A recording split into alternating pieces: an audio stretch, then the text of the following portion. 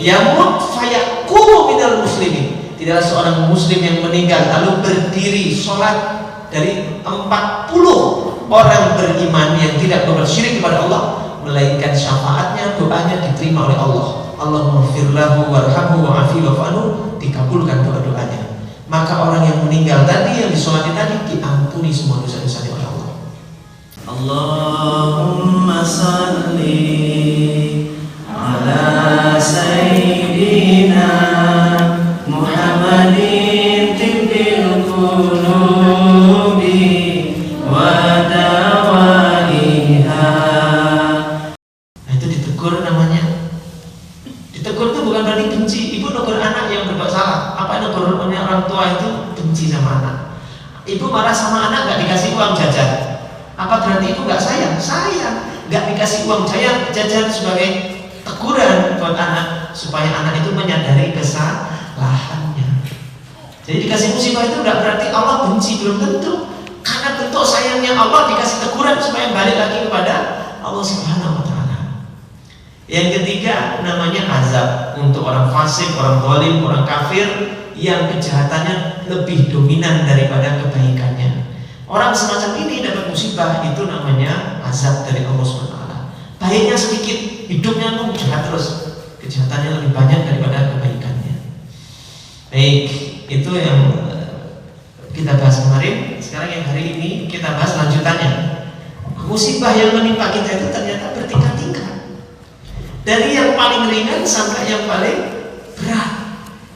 Jadi musibah itu bertingkat-tingkat, ada yang ringan, ada yang berat. Nah, apa musibah yang paling ringan?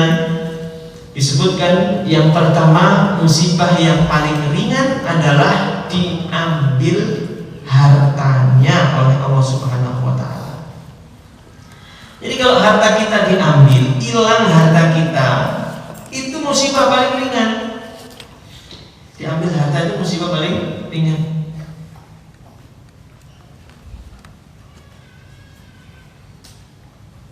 Saya itu kejadiannya sekitar bulan April,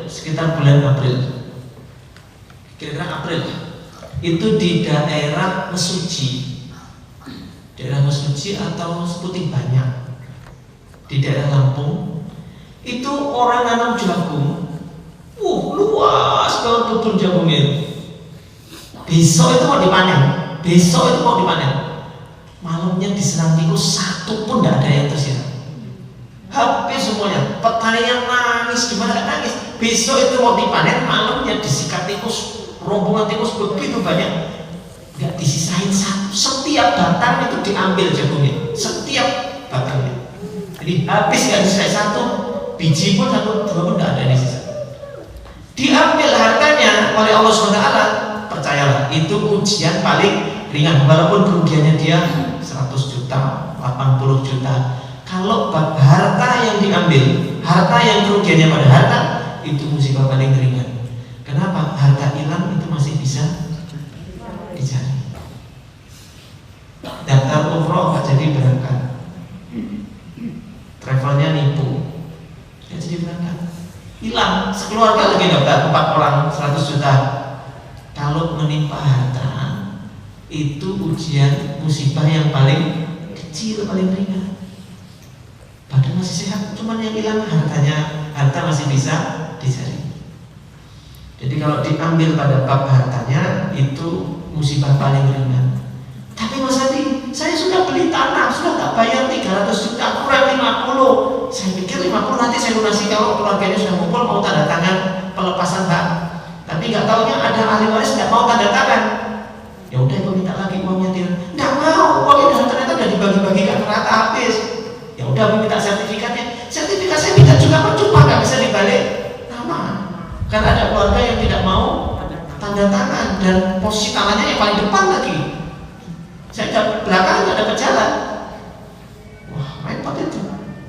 Ya sudah, mungkin dulu ketika suaminya dapat uang itu dari proyek-proyek yang tidak jelas. Sebelum dapat proyek menang tender, bayar sana, bayar sini, sekongkal-lingkong, ya begitulah. Jadi uang haram-haram itu Allah sengaja diambil supaya pulang tidak bawa harta yang haram. Pulang itu udah bersih. bawa barang haram. Baik kan Allah itu? Baik. Buka usaha rental mobil, hilang tren mobilnya. Baru buka, ada unitnya baru 2, itu pun semuanya kredit, pakai leasing. Dibawa lari sama penumpang sama klien, hilang. Ya nggak apa-apa, mungkin belinya itu pakai uang yang syubhat atau yang haram, supaya besok tidak menyusahkan kita di hari perhitungan, bahwa kita meninggal masih ada barang haram di rumah kita. Jadi kalau harta hilang itu percaya, itu masih musibah paling ringan. Mau hilang berapa aja, 100 juta, 200, 300 atau 500 juta, itu paling ringan. Dah. Jadi senyum aja kalau hartanya hilang. Ibu pulang dari masjid, oh helmnya hilang, helmku gitu. Diambil orang lewat helmnya. Ya sudah, itu musibah paling ringan. Ya Allah, mudah-mudahan helmnya ketemu lagi nanti di surga ya Allah. Gitu aja. Udah ketemu. Tadi surga ya nggak pakai helm, ibu sendiri pakai helm. Helmnya hilang, disyukuri aja. Bismillah. Harta itu kalau hilang diikhlaskan dia akan kembali. Tapi kalau nggak diikhlaskan nggak akan kembali. Nabi Musa alaihi salam, Nabi Musa itu ketika Allah ilhamkan kepada ibunya, kintirkan itu bahasa hanyutkan. Saya orang Jawa ya, jadi hanyutkan anakmu oleh Allah, diilhamkan itu. Hanyutkan anakmu ke sungai Nil. Nabi Musa bayi itu ditaruh di kayak baskom gitu, keranjang. Hanyutkan. Ibu bisa bayangkan seorang ibu 9 bulan hamil mengandung anak berat, begitu lahir karena takut dibunuh sama Fir'aun, kan setiap anak laki-laki mesti dibunuh kan, dihanyut. Ibu rasanya gimana? Sedih nggak sama ibu? Sedih. Sambil anaknya hanyut, ya Allah, ya Allah, nangis ibunya. Diikhlaskan, dunia itu diikhlaskan. Balik kan ke dia. Balik kemana? Lewat jalannya Allah. Berhenti nyangkut di belakang rumahnya, istananya Fir'aun. Kebetulan istrinya Fir'aun di belakang, lagi main-main di belakang. Nemu bayi itu dibawa pulang. Saking senang tidak punya anak kok, senang minta dirawat. Fir'aun hanya menolak, tapi kata istrinya, enggak apa-apa mas, ini kan bayi dalam pengawasan kita, bukan yang diawasi orang lain. Enggak apa-apa, ini anak ini insya Allah nanti akan membantu kita justru. Enggak belum ada insya Allah ya. Tapi istri Fir'aun itu baik, istri Fir'aun itu percaya kepada Allah. Namanya siapa? Asia. Itu salah satu wali Allah yang ketika sisirnya jatuh membaca la ilaha illallah. Nah, itu langsung dilaporkan kepada Fir'aun. Ini marah kepada istrinya kalau dihukum itu, dibunuh itu.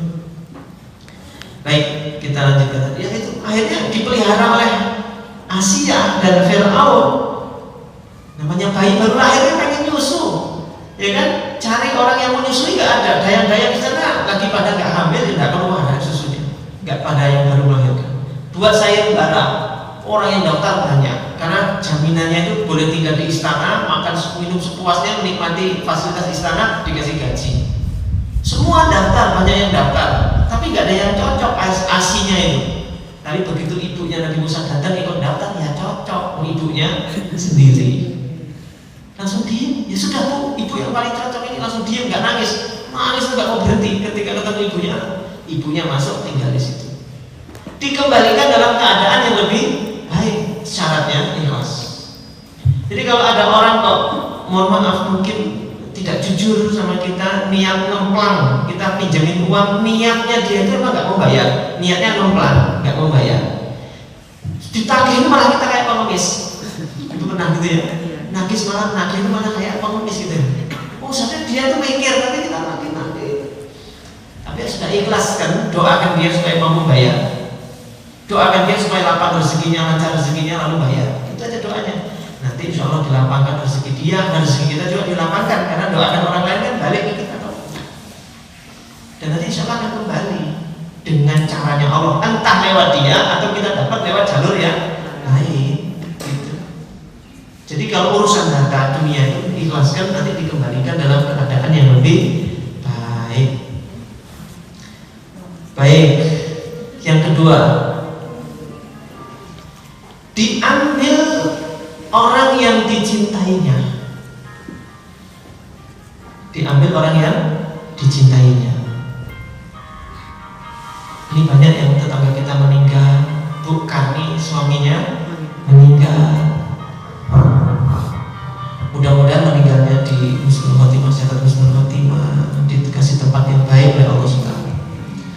Meninggal itu mau kapan saja Bu, sebenarnya nggak masalah. Mau meninggal sekarang, besok, tahun depan, 3 tahun lagi, nggak masalah. Meninggal itu suatu kepastian. Kayak saya laki-laki, ketika masih kecil takut disekitan, takut disunat. Mau takut, mau lari sampai kemanapun, nanti akan ada masanya tetap akan dihitan. Sama kayak kita, takut lari dari kematian, takut dengan kematian. Mau lari kapanpun, pasti kematian akan datang. Mau dia bersembunyi dalam kamar, ditutup rapat kamarnya, dikunci, dia tidak mau keluar, biar hidup terus. Gak bisa, tetap ada masuk. Ajal itu akan datang masuk. Gak bisa ditolak, gak bisa dihindari. Karena kita semua sudah divonis mati oleh Allah Subhanahu wa Ta'ala. Kullu nafsin dha'iqatul maut. Setiap yang bernyawa, bernafas pasti akan maut, akan mati. Maka bukan persoalan kapan matinya, itu gak peduli. Mau hari ini, besok, 1 jam lagi, 1 tahun lagi, gak peduli kapan, terserah. Yang penting cara matinya itu loh. Meninggalnya, yang penting caranya dalam keadaan yang baik. Maka ada meninggal husnul khotimah, ada meninggal su'ul khotimah. Bapaknya, ayahandanya Habib Syekh yang saya cerita itu, habis khutbah Jumat, selesai khutbah Jumat, hari Jumat loh, di masjid selesai khutbah, beliau berdiri di pengimaman, lalu komatkan sausufakum fis sholat, rapatkan, luruskan sholat. Setelah jamaah sudah siap, dia bilang ke orang yang di belakangnya, Pak, nanti kalau ada apa-apa dengan saya, tolong gantikan saya. Bengok apa maksudnya Habib ini bilang begitu, kata Habib Abdul Qadir. Balik nih, Habib Abdul Qadir akan takbir lihat. Sholat nggak ada masalah, nggak ada apa-apa, lancar sholat. Pas sujud terakhir, lama sekali sujudnya. Lama sekali, jamaah itu bingung kok lama sekali. Ada satu yang bangun, digoyang-goyangkan badannya, ambruk meninggal. Sudah dalam keadaan sujud di hari Jumat di masjid, dalam keadaan sholat, dan dia sudah wudhu dan suci. Masya Allah. Ketika saya ziarah ke makam beliau di makam Tipas di Solo, setiap saya datang, setiap saya masuk ketemu orang, saya tanya, orang itu mesti nanya, Bapak mau kemana? Kan itu makam Bu, banyak sekali, luas, dibelah jadi 2 jalan. Ada jalan besar, jalan aspal besar, blok sebelah kanan, blok sebelah kiri. Ini banyak sekali, jadi makam banyak sekali. Dari makam yang begitu banyak, setiap saya ketemu orang, mesti orang nanya satu, pasti tanya sama, pertanyaan sama, Bapak mau kemana? Mau ziarah ke makam orang yang meninggalnya sujud ya? Mesti gitu. Ketemu orang kedua gitu, Bapak mau kemana? Mau ke makam yang orang meninggal sujud ya? Mesti itu. Yang dikenang orang saat kematiannya, meninggal dalam keadaan sujud. Maka mau meninggal kapan saja itu urusan Allah. Tapi yang bisa kita ikhtiarkan adalah bagaimana kita bisa meninggal dalam keadaan husnul khotimah. Tadi ya, tipsnya saya baca di awal tadi, membaca 2 bait syair iktiraf setiap hari Jumat, pada sholat Jumat atau pada sholat zuhur bagi wanita, dibaca 3 kali, insya Allah meninggal dalam keadaan husnul khotimah. Nah, terus bab tentang kematian ini saya sampaikan. Bab tentang kematian ini banyak orang yang lalai, lupa. Ketika dia takziah ke tempatnya tetangga siapa yang meninggal, dan nyiapin amplop di rumah, masukin amplop, lalu duduk ngobrol, ngomong ke istrinya yang ditinggalkan, Bu, derek belo sungkowo begini-begini, dan pulang. Nanti datang lagi, cuma duduk di luar, ada tenda, kursi-kursi, duduk paling di kursi. Nemuin tuan rumah, masukin amplop, lalu duduk aja. Rata-rata orang yang takziah hanya begitu saja. Dia belum menunaikan haknya jenazah. Kenapa nggak wudhu dari rumah, datang sholat ke jenazah? Jenazah itu tidak butuh amplop, amplop itu butuh yang orang yang masih hidup keluarganya. Jenazah itu yang ditunggu adalah apa? Sholatnya kita. Sehingga Rasulullah mengatakan, "Ma muslimin yamut fayaqumu minal muslimin." tidaklah seorang muslim yang meninggal lalu berdiri sholat dari 40 orang beriman yang tidak berbuat syirik kepada Allah, melainkan syafaatnya, doanya diterima oleh Allah. Allahumma firlahu warhamhu wa'afi wa'fu, dikabulkan doa-doanya. Maka orang yang meninggal tadi, yang disolati tadi, diampuni semua dosa-dosanya oleh Allah. Saya itu datang ke orang yang meninggal, dirawat dari awal itu, dari pas proses dimandikan, dikafani, sampai disolat, sampai dikuburkan. Yang nyolati nggak nyampe 40 orang. Kebanyakan orang cuma datang, duduk, tak hitung yang sholati berapa. Gak nyampe 40. Memang pada ngasih amplop, tapi amplop itu manfaatnya untuk yang hidup, bukan untuk yang sudah meninggal.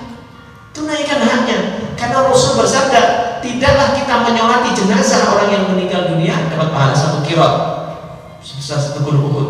Kalau mengantarkan sampai ke kuburan dapat pahala 2 qirot, 2 gunung Uhud, besar pahalanya.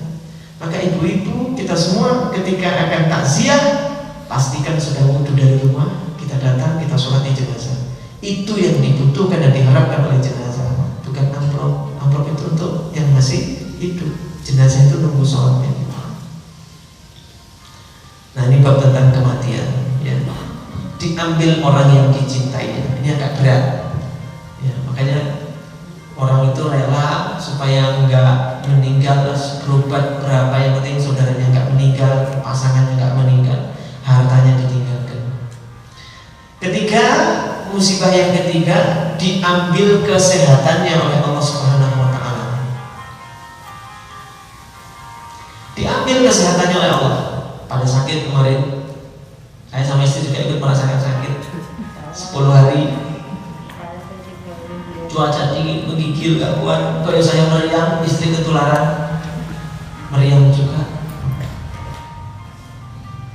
Saya coba kemarin ketika sakit minum berbagai macam ramuan, jamu-jamuan apa-apa. Ternyata saya tuh merasakan paling sehat itu ketika subuh. Tadinya kan kalau orang sakit itu sholat aja saya nggak bisa berdiri, sholatnya duduk, gak kuat berdiri itu kepala geliang. Duduk, selesai salam, pikir sebentar langsung tiduran lagi. Maunya tiduran terus, mau dikit lama-lama itu nggak kuat. Tapi pada satu subuh, selesai salat subuh, saya paksakan duduk dan zikir 500 kali. Cuma 500 padahal, tak kurangi setengah dari kebiasaan saya. Tapi itu udah gak kuat lagi sakit, itu udah maksa-maksain 500 itu. Tapi subhanallah, hari itu saya merasa paling sehat daripada sebelum-sebelumnya. Ketika minum jamu ini sama macam-macam obat dan minum jamu-jamuan, ternyata baca sholawat itu lebih cepat, enak di badan daripada yang lain. Maka bagi yang sakit-sakit, yang musim sakit sekarang meriang-meriang ini, maka dianjurkan naik subuh baca sholawat minimal 500 kali. Sama kalau tidur itu pakai selimut, pakai jaket yang rapat biar keringetan. Kalau keringetan jangan dibuka, paksain aja terus dipakai biar keringatnya terus keluar. Nanti insya Allah enteng di badan, panasnya, demamnya cepat turun, ya. Paksakan begitu. Baik. Jadi musibah terberat ketiga adalah diambil kesehatannya oleh Allah Subhanahu wa taala. Kesehatan itu lebih berat daripada harta.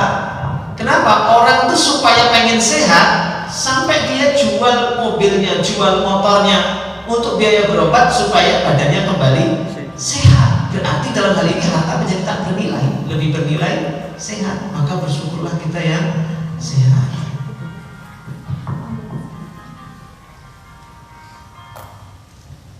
Saya ketemu seseorang yang tiap hari seminggu 2 kali harus dicuci darah. Kelamaan cuci darah bertahun-tahun sampai wajahnya hitam begitu kalau cuci darah itu. Ibu mau tukar nasib sama beliau? Nikmati sekarang, nikmati posisi sehat ini, nikmati untuk amal solehnya. Allah tuh milih sakit kepada dia, gak kepada kita. Tapi yang dikasih sakit juga jangan minder. Kenapa? Manusia itu ada 2 golongan, ahlul afiyah dan ahlul musibah. Ahlul afiyah ini orang yang sehat, terus apa aja dikasih sama Allah. Tapi orang baik, sama-sama orang baik, orang mukmin. Yang satu ahlul musibah, selama hidupnya banyak sekali dapat musibah, nggak berhenti-berhenti, ya sakit, ya ditipu, ya rugi, ini itu macam-macam musibah menimpa dia sampai beliau meninggal. Tapi begitu dia meninggal dunia, rohnya dibawa oleh malaikat ke tempat yang tertinggi, didapatkan tempat yang tertinggi, dapatkan balasan surga. Begitu dia lihat tempatnya, ya Allah, kok saya dapat seperti ini? Ini balasan dari segala kepedihan yang kau alami dulu ketika hidup di dunia. Lalu apa kata rohnya orang itu?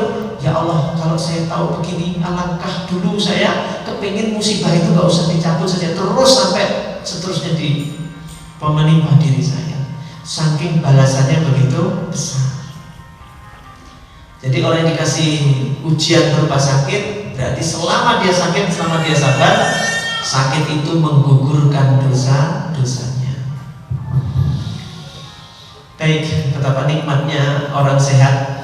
Sampai kemarin yang mungkin pernah kena COVID, ngerasakan lidah itu tidak ada rasanya, mencium itu hilang. Jadi nikmatnya mencium bau kentut kan? Mencium bau kentut itu nikmat. Karena orang yang kena corona kan bisa mencium bau kentut. Berarti saya nggak bisa mencium. Berarti saya lagi sakit kena corona. Gitu. Jadi nikmat dari Allah Subhanahu Wa Taala.